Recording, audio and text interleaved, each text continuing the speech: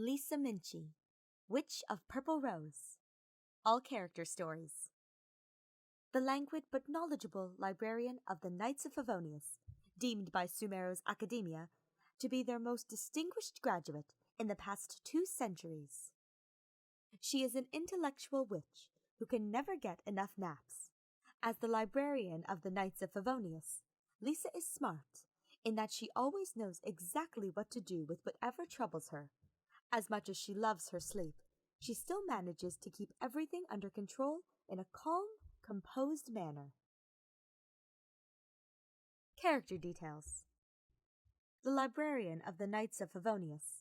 In addition to her elegance and charm, Lisa is also highly educated.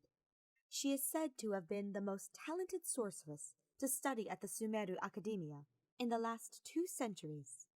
It is known that Lisa chose to return to Mondstadt after 2 years of advanced study in Sumeru, but the reason for her decision is not.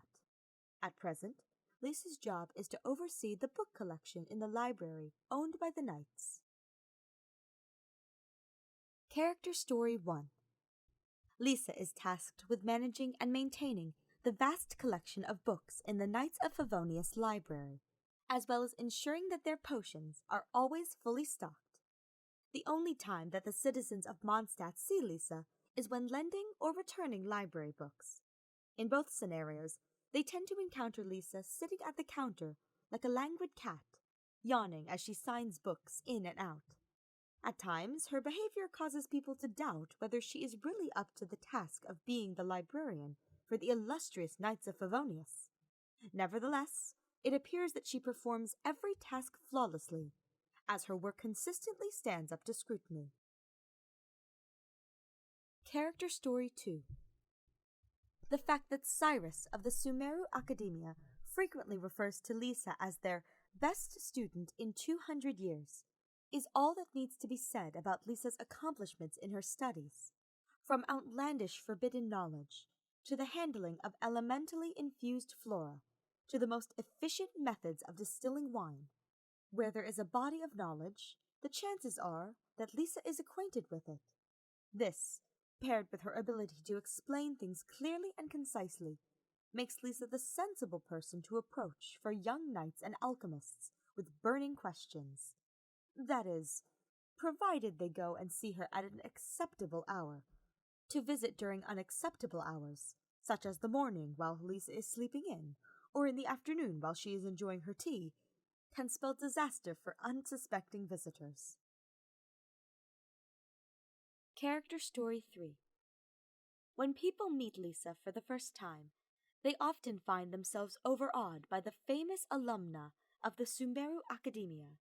However, though her attitude to life may appear at first to be one of ruthless efficiency, it is in fact better understood as a product of her incorrigibly lazy nature, which drives her to avoid troublesome issues at all costs. By negotiating with Kaya, she offloaded the job of restocking and dispensing medication to Huffman and Swan, and had Flora start sending Donna over to deliver herbs on a daily basis.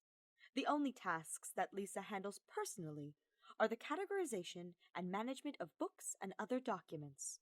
This is the one area where Lisa feels more comfortable handling the work herself rather than delegating it.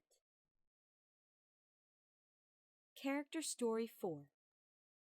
When Lisa first joined the Knights of Favonius, the Grand Master sought to appoint her as captain of the 8th Company.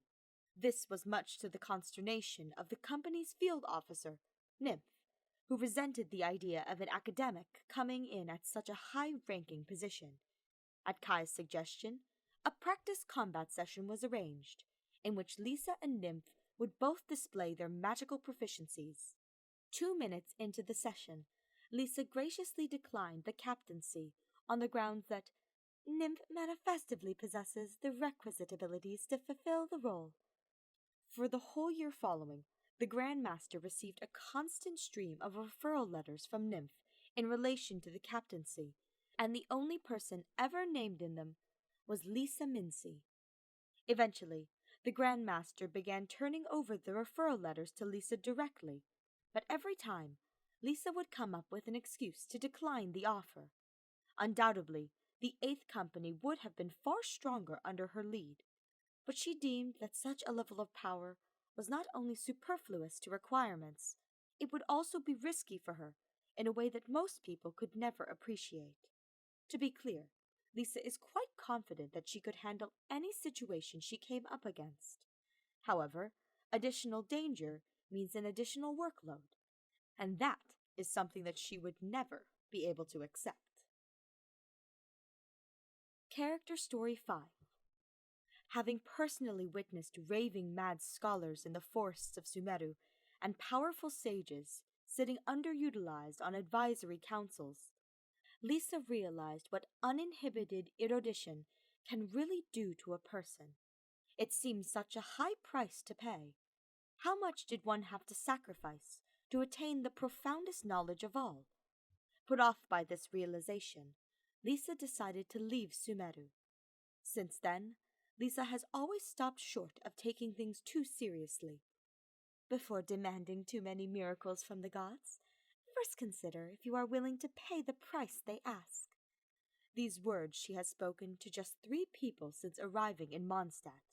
In each case, it was because she knew it was what they needed to hear. Special Heating Cauldron. The Special Heating Cauldron is a purpose-based cauldron made to a design that no one in Mondstadt could understand. It features time delay heating, semi-automatic ingredient insertion, and temperature regulation functions.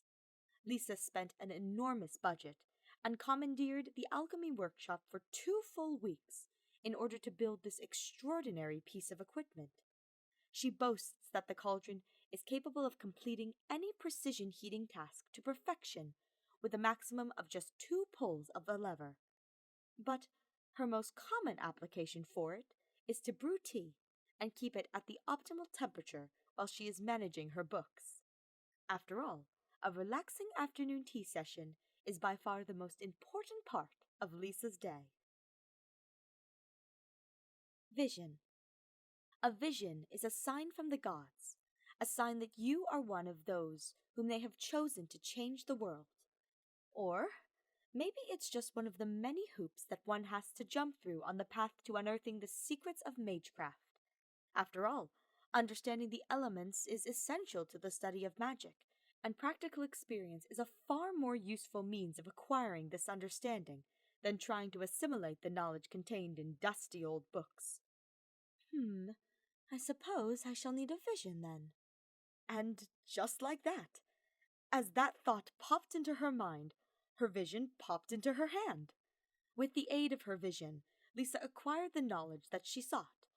But she also sensed the deep secret hidden in the shadows of that knowledge. For whatever reason, the gods gave humans the key to changing everything. But they did not explain the cost involved. Lisa grew fearful of the truth. The vision that hung from her neck became to her a bottomless pit filled with sweet delights, lingering at the back of her mind. So, from time to time, when somebody whom she finds interesting comes along, Lisa will pass on to them her understanding on all kinds of manners. Perhaps she is secretly hoping that, by doing so, one day someone will come along who has the ability to understand the ultimate truth behind visions.